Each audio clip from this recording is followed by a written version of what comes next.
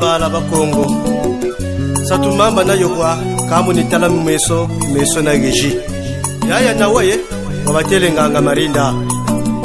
Cher public, bonjour. Aujourd'hui, nous allons parler de la protection.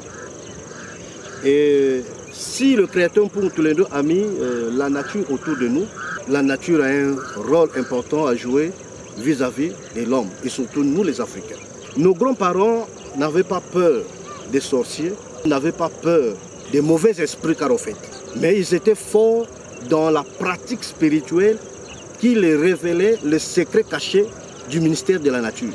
La protection telle que nous le savons, aujourd'hui beaucoup de gens n'ont plus confiance à ses amis, mais la protection telle que nous l'entendons, c'est par rapport aux choses de la nature que nous voyons, que même nous tenons avec nos mains, mais l'homme noir ne sait pas comment le servir pour avoir une protection fiable. Le problème que vous cherchez, une petite coquille qu'on appelle les perles.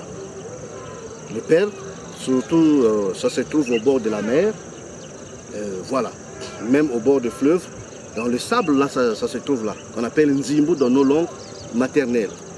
Vous cherchez ces petites coquilles-là et vous prenez une cola. Vous prenez la cola rouge et vous foncez la petite coquille, donc le nzimbu dans la cola, et vous parlez et vous faites vos vœux, ce qui concerne la protection de ta vie, et vous laissez la cola sécher au soleil pendant une journée, et à ce moment-là, c'est déjà bien rempli, une protection fiable.